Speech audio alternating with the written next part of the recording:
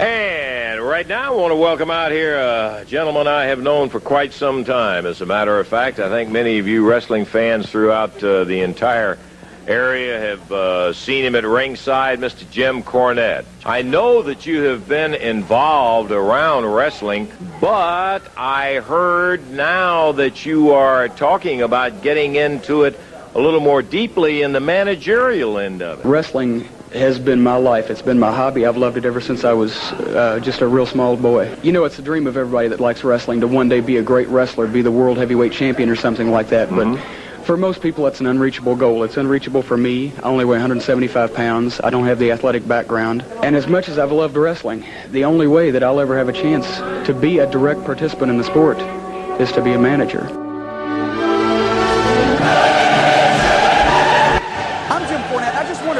Sick and tired as I am of people who claim to be the icon of wrestling. Hulk Hogan and Roddy Piper claim to be the icon. Shawn Michaels is the icon that can still go. Bret Hart would claim to be the icon if he wasn't too busy crying about being screwed. And I guess Randy Savage is still thinking. Well, Shawn Michaels is still the single most talented athlete in wrestling today inside the ring. But outside, he's an adolescent, obnoxious jerk who takes his tights and goes home if he doesn't get his way. Bret Hart is one of the greatest wrestlers of all time, but if he'd have been screwed as many times as he claims, he'd have struck oil by now. And Randy Savage is a legend, but let's face it, how many records did Frank Sinatra sell last year? But the pinnacle of this icon garbage came at last night's cage match between Hulk Hogan and Roddy Piper to determine in their minds only who the real icon is. WCW had the gall to say this is the greatest cage match in history when it was only the greatest in 3 weeks since Hell in a Cell. But here you've got a 46-year-old bald movie star wannabe who looks like Uncle Creepy with a good bill taking on a guy with an artificial hip that hadn't wrestled a full schedule in 10 years. It's a tribute to the massive egotism in my mind of both men and an indictment of WCW's promotional policies that this match even took place, much less being the main event, when the card was probably the best that WCW is capable of having. By the 10-minute mark, they were sucking wind so bad, the first 3 rows passed out of oxygen deprivation.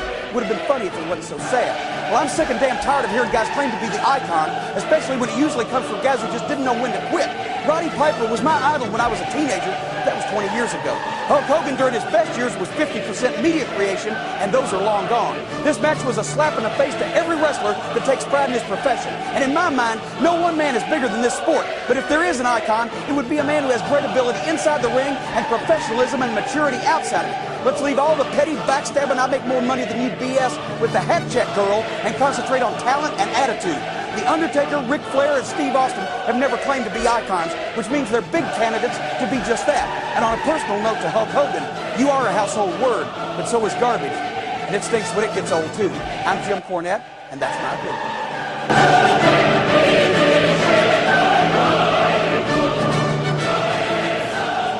He has been a manager, a promoter, a booker, philanthropist, humanitarian, wrestler, some say controversial, but one of the greatest wrestling managers of all time, Mr. James E. Cornette. Jim, welcome to the show. You forgot to mention friend to furry woodland creatures. I'm also very animal-oriented, but I appreciate the opportunity, and you told me before we went on the air here that I was your most requested guest, and I responded that after we do this interview today, we'll fix that. They'll never ask for it again.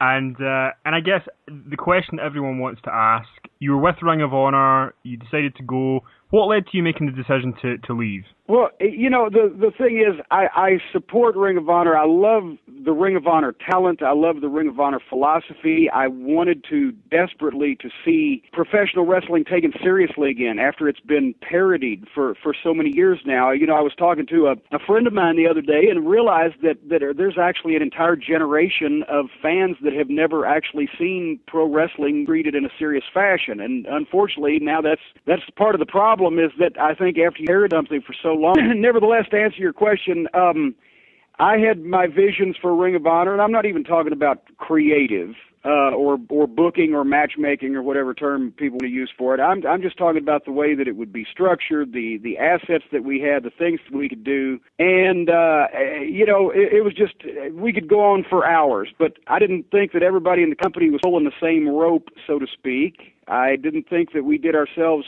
some favors with decisions that were made. Gradually, it just became, I lost the passion that I had and that I demand of everybody else. If I'm going to obsess on something 24 hours a day, 7 days a week, I demand that everybody else along with me do that too for the good of the project. And if I was waking up every morning going, oh, fuck, what have I got to do whether it be some bad news from the office or something stupid that somebody has said or something stupid that somebody has done or some obstacle or whatever, it began to be a rib on me. At that point, I will be actually appearing at the Charlotte Wrestling Legends Fan Fest, August 1st through 4th in Charlotte, North Carolina at the Hilton University Place. You can go to nwalegends.com for more information, where I intend to, as part of my Thursday night Q&A/one-man show entitled Unplugged and Uncensored, I will give a hopefully humorous account of the last Ring of Honor TV taping and why that I felt like I was, you're in Scotland, so this reference, your show goes around the world. It will be lost on everybody in the United Kingdom, but I felt like I was Oliver Douglas on the set of Green Acres. I was the only sane person in a sea of insanity, crisis going on all around me, and felt that it was probably a good time for my health and other people's health, because I was on the verge of choking some people, that I refocused myself and tried to stay away from wrestling until I fall in love with it again. But one of the things I feel like we should at least bring up and give you the chance to sort of say what you think about it is, the people that are on sort of the people that are behind you say, yeah, Jim Cornette, he was great for Ring of Honor, and then there's the criticism who say, oh, Jim Cornette, he's stuck in the 80s and stuff like that. What do you think when you hear that sort of criticism? What's your kind of response to that? Well, I thank my old friend Vince Russo for that, because he's the one that started saying that, and people have picked up on it. And now, whenever they disagree with anything that I've done, or even they disagree with anything I haven't done, they just aren't smart enough to figure out that I wasn't the person responsible for it, which stuck in the 80s. Well, as far as Russo, 1994 called, they want their wrestling back, right? He's doing the same thing for 20 years. and it was never successful to begin with. At least my shit worked the first few times around. It's not about being stuck in the 80s. I'm the person who has pushed and has used and has utilized and has looked for more new talent, more young talent. For the past 10 years, I've been saying, more than 10 years, I've been saying, give the young guys a chance. Let's get the young talent out there. Let's make some new stars. Let's expose some new faces. It's just popped into my head when you were talking about that, but I don't know if you've seen that recently Matt Morgan has asked for his release in TNA. Now Matt Morgan, having worked in TNA for a while, do you think he will? Is he somebody that can still be a big star in pro wrestling, or has he been tainted too much? Well, let me think about that.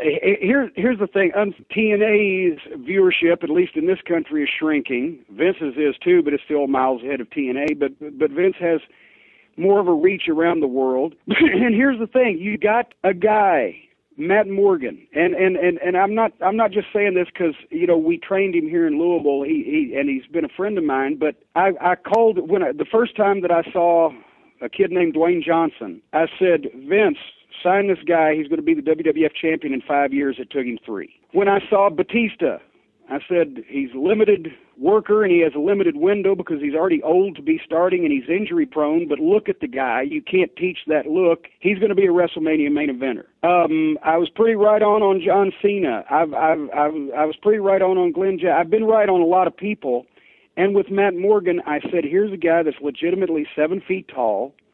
He's young enough when he got started that he was had a big upside. He was still in his mid-20s. Dependable guy that can serve OVW, Ohio Valley Wrestling fans, when he was just in wrestling school. And then all of a sudden, they took him up there and here's the guy that's where his nickname came from, the Blueprint. He was the blueprint of the perfect pro wrestler. And they thought for some reason that they needed to give him a flaw and made him a stuttering goof and exposed him that way. And of course that didn't get over because people then thought, okay, here's another one of the comedy guys, the Sano Morella, it's time to get popcorn, whatever.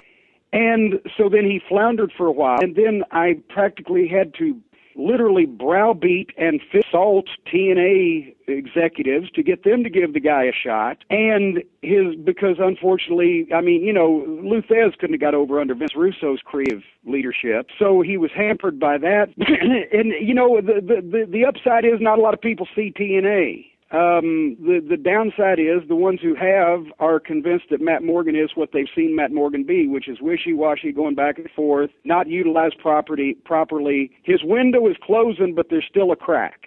And if he does go to the WWE, which I assume if he asks for his release, he's going to do one of two things. He's going to go there or he's just going to get out of wrestling. And I haven't spoken to him since all this happened. If he does go there, if they do the right thing with him, how does that guy not get over? You have to tell people, hey, this guy's hot shit, and then he has to be hot shit. And I think Matt Morgan can be hot shit if he's ever given the opportunity. And let's go back to you. You mentioned the Midnight Express there, Dennis Condrey, Bob Eaton, and it's clear how much of an impact you guys had together. What was it that made the Midnight Express so special, and why did they connect so well with the audience? Well, I think first and foremost, it was what I was just talking about, because first of all, when we were brought into Louisiana to Mid-South Wrestling, Bill Watts smashed us over. We won all of our matches. We did dastardly things to people. We were talked about as the one of the greatest tag teams that had ever come to the area, and then we went out and we did it. Whether it be Dennis and Bobby, and then later on Bobby and Stan Lane, later on in the NWA when Dennis retired, Stan took his place. I would go out there and I would cut the interviews and I would say that they were the greatest tag team in wrestling and they were going to win the World Tag Team title, they were going to win the U.S. Tag Team title, or they were going to beat the Rock and Roll Express, or whatever we were going to do. I would be annoying and controversial in how I said it, and then the Express would go out and they would do it. They had the best in-ring matches of any heel tag team in the era of the 80s. The rivalry with the Rock and Roll Express was perfect because as unpopular as we were, that's how popular the Rock and Roll were, and they were the best good guy tag team inside the ring of that decade. So the matches were state-of-the-art, and whether we won or lost, people were always standing up and always screaming, and they remembered those matches because we, as Jackie Fargo used to say, often imitated but never duplicated. If we didn't invent something about tag team wrestling in the 80s, we perfected that thing. So basically when you tell people, yeah, these guys are the greatest thing in the world, and then they go to see the match, and son of a bitch, that was the best match on the card, that's how you get over. It's not that hard, really. It's just that now, so many people have come into the business over the last 20 years from outside the business, whether it be corporate influences or people who think because they watched it on TV, they know how it works.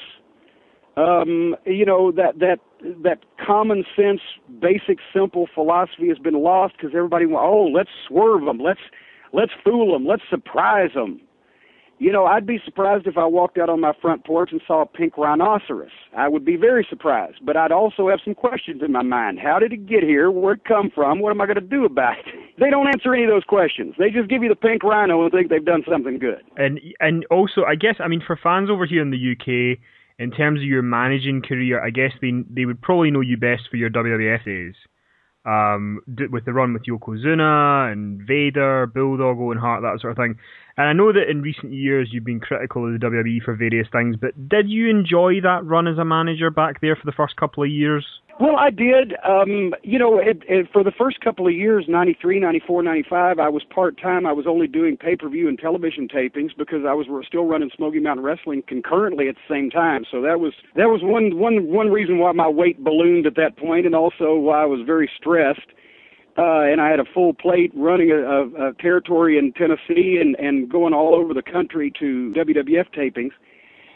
But getting a chance to work with guys like Yokozuna and Davey Boy Smith and Owen Hart, who were always a barrel of laughs and always, managed to lighten things up, that was fun. And my first time ever walking into Madison Square Garden, for any reason, I was in the main event at WrestleMania. So that was kind of cool, and it established a relationship. And that when I went up there full time in '96, got a chance to manage Vader. We did some good things. Of course, we were hampered by unfortunately having to work with Shawn Michaels, who was such a crybaby because Vader was being Vader, and to be Vader, he had to beat some people up in a nice, safe way. And Shawn was a big pussy at that point, probably still is, because he has a habit of, he says he's a Christian and loves everybody, and he goes out and murders innocent animals with high-powered weaponry in the woods. But anyway, I digress. I was then put on the creative team and enjoyed that initially until, unfortunately, the following year along came the albatross of my life, Vince Russo, and then I started developing a nervous twitch having to be in the same room with him. But there's good memories for the bad ones. And one of the things that, because there's another podcast that we do called the Attitude Era podcast. It's a couple of guys who kind of go back and look at pay-per-views from the Attitude Era and they kind of review them and talk about them. And one of the things that sticks out in a lot of people's minds, maybe not for the right reasons, is the new Midnight Express, Bombastic Bob, Bodacious Bart, and that whole kind of new NWA angle that they did in '98 in the WWF. looking back on that, did you ever think that there was a way to make that work, or did you No, it could never have worked. It was a rib by Vince Russo on me, and I was trying to be a nice guy and go along with things. But I used to Vince Russo and I, if he was a right-wing Republican conservative priest and I was a black lesbian nun, we could not be more opposite, right? Whenever I would call him out on his bullshit and say, it doesn't make sense, this is ridiculous, either the guys can't perform it or nobody's going to believe it, or it's going to be impossible to shoot for television, or you can't just make this shit up from scratch and just say, do this, and whatever the reason. Well, you're stuck in the 80s. You think it's supposed to make sense like it used to. You just don't understand today, because he's admitted from his own lips that he would write the wrestling programs by him and a flunky of his, Ed Ferrara, watching Jerry Springer all day. And that's all they wanted it to be, is that they'd look down on the business. They didn't believe that anybody ever thought it was real or that anybody could ever take it seriously. And they thought that the fans were idiots, and they just wanted to see a bunch of white trash trailer park people yelling at each other like on Jerry Springer. The NWA invasion was simply because he said, well, yeah, we'll have Cornette say he wants to bring back good old-fashioned wrestling and have him bring all these NWA guys that nobody will care about. Well, for one thing, when I first started saying these things about how we'd like some wrestling with our talk, and instead of all this bullshit soap opera, the people, when they would show it on the screens in the arena at Raw, the people would cheer me because they felt the same way. And then when the NWA invasion was brought in, he made very carefully sure that they were treated like flunkies and the town drunk and the court jester, and nobody took them seriously, and they didn't beat anybody, and they didn't win anything, and it was middle of the card. And then I'm there at my house one day, and Vince McMahon calls, and I know that he and Russo have got to have just recently been together. And one thing about Vince, he never watched any other wrestling. Vince McMahon I'm talking about. The first time the Rock and Roll Express came up there to make a shot from Smoky Mountain Wrestling, bear in mind they were the World Tag Team Champions and the biggest money-drawing gate attraction for his only real competition in the 80s. He had to ask me which one was Ricky and which one was Robert. He never watched ECW. He never watched the NWA. He never watched any other wrestling at all except his. So he would rely on his, you can either call them staff or stooges, whichever one you like, to say who's good and who's not or whatever. But every time that when I was on the creative team, we would travel places. For a while, it was me, Bruce Pritchard, Jim Ross, and Vince McMahon in the car. We would be going to the tapings or whatever. I was managing his world champion or his world tag team champions. I was on Raw every week, and people in the convenience stores or people in the hotels or people whatever would be, hey, Jim Cornette for the Midnight Express. That's what they remembered me for, because that's when I was featured. That's when the ratings were up, the crowds at the buildings, et cetera, et cetera. They remembered me in the Midnight Express and the tennis racket. So he'd heard this all the time. So I think Russo probably came up with the idea, well, why don't we just put two flunkies together as the Midnight Express? And I'm not knocking Bob Holly and Bart Gunn, but that's the way they were being used at the time, was flunkies. So Vince McMahon calls me and asks me, well, can we do that? And I said, well, yeah, I'm trying to be a good soldier. And I called Bobby Eaton and asked him if he minded. And, of course, he said no, because it's business. And we got together with Bob and Bart, and, we tried to put together some tag team moves, and they had creative services made them snazzy outfits, and they debuted to a resounding popcorn fart. Because they weren't pushed, they didn't beat anybody. The people didn't want to see. It'd be like, here's the new Rolling Stones with a garage band from give me a town, give me a. I always say Wartburg, Tennessee, but that only works in this country. What is the most miserable small little hick town in Scotland? Dundee. Okay, here's the new Rolling Stones. They're a garage band from Dundee, but they're new.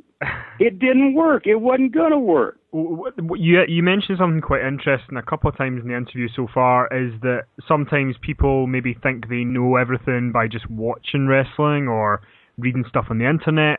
So I guess, with things like Twitter and all these different podcasts and shows, are they hindering people getting into wrestling, or is it helping them being able to get more information? Well, this is another one of my theories that I've come up with lately. If you notice, the ratings for pro wrestling on television are going down, slowly in some cases, but they're going down. The number of people that attend pro wrestling matches are going down. The number of people who buy pay-per-views, at least in this country, are going down. The most successful pro wrestling promotion these days is a thing called UFC. There's more websites and podcasts and people signing up to elite memberships and et cetera, to get the latest news. The fans have figured out the only thing real about wrestling now is that everybody behind the scenes hates each other and wants to fuck each other. And that's what they want to hear about. They're looking for the real shit. They're watching the TV now just to put a face to the names that they read about, that this guy wants to fuck this guy and this guy wants out of his contract and that guy hates that guy and this promoter hates that promoter, because they know that shit's real. So what did you... I'm quite interested in what you thought about this when the whole CM Punk angle happened in WWE. Does that come back to your kind of thing you were talking about earlier of, trying to pretend like it's a shoot? Well, but once again, there's a caveat. There's an exemption to every rule. When you do something so well, so tremendously, and it is believable, and it does get over. See, that's the thing. Wrestling has always been a blend of working and shooting. Jerry Lawler and Bill Dundee in the Memphis territory hated each other. They didn't hate each other, but they didn't like each other. They had nothing in common. They were completely two different people, and they were always fighting for the top spot. And they would knock each other to the fans every chance they got in such a way that the people knew that they were legitimately telling the truth. So whether they were opponents or whether they were tag team partners, the people still knew these two guys could blow up at any minute and say what you want. Those guys could be mad and it could be real. It worked, and they were great performers.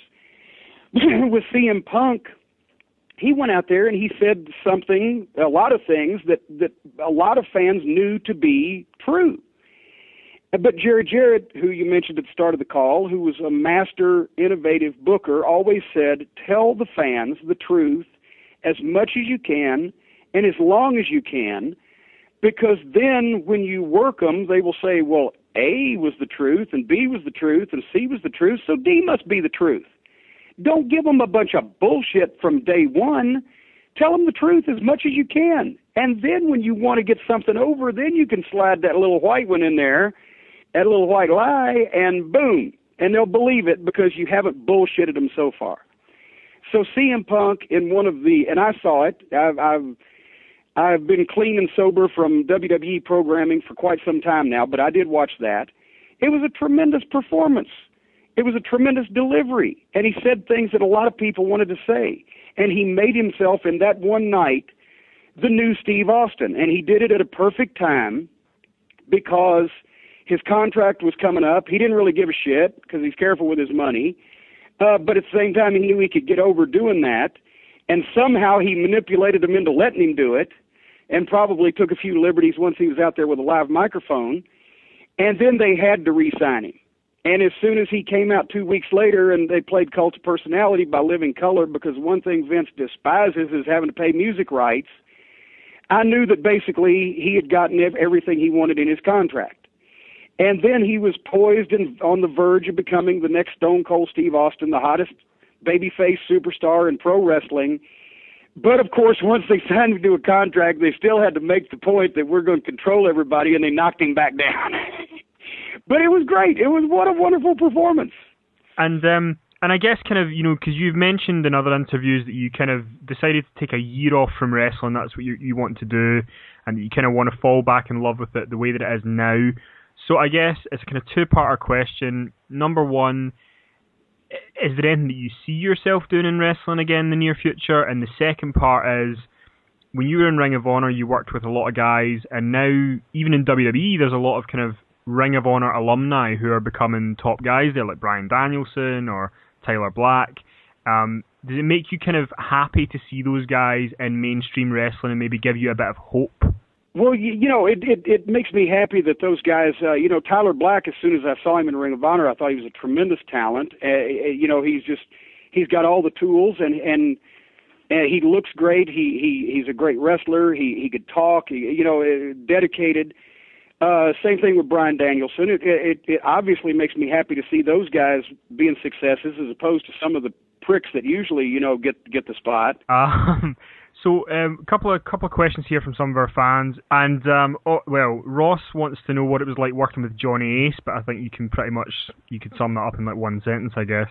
Well, he was a club-footed, awkward, untalented pro wrestler, and he managed to transition all those talents into his job as a talent relations administrator. And Ali Lindsay, he wants to know, I know that you said that you've not watched much WWE, but have you caught any of Paul Heyman in the WWE recently? Have you got any thoughts about his turn? I haven't caught Paul, but if I did, I'd throw him back. No, no, I saw a clip that was on the internet. I mean, I have to say this.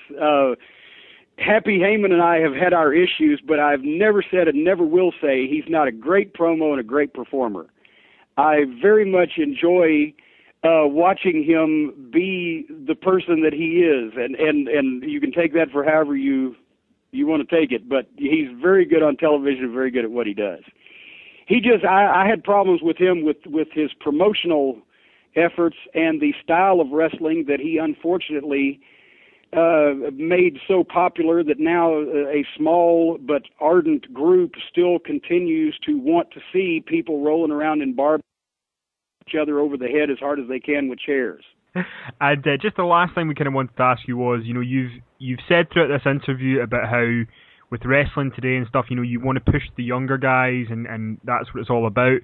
So I guess with TNA pushing Sting quite hard still and WWE bringing the Undertaker back and The Rock back and all these sort of people, is there a value in these performers now, or would you rather see them all kind of move on and just concentrate on the young guys completely?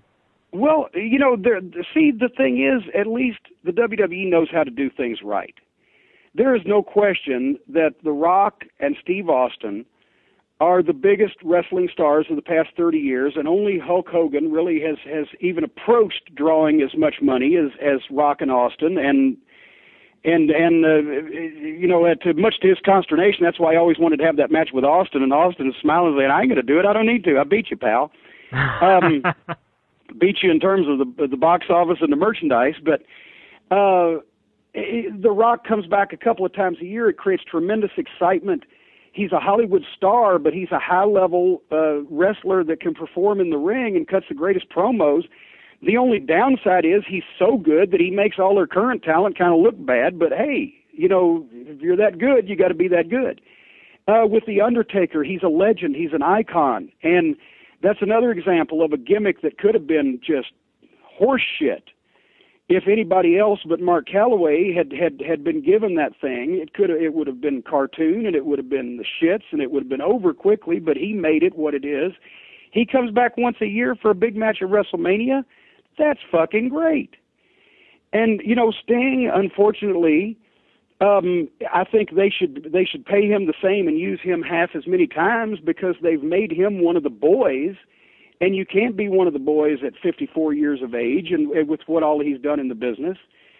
I think they should, like I said, they should pay him the same thing and use him at least half as much because then he'd be more special. But on a regular mainstream basis, no, there comes a time where the guys have to step aside and let the new guys take over. And unfortunately, and I can understand it, nobody wants to give up that big money, but it's the fault of the promoters for throwing the big money at the guy that's 55 instead of the guy that's 30. And just to close off, is there any other comments that you want to give to your fans listening, or any plugs about, because people can get you at the Mid-Atlantic Fan Fest?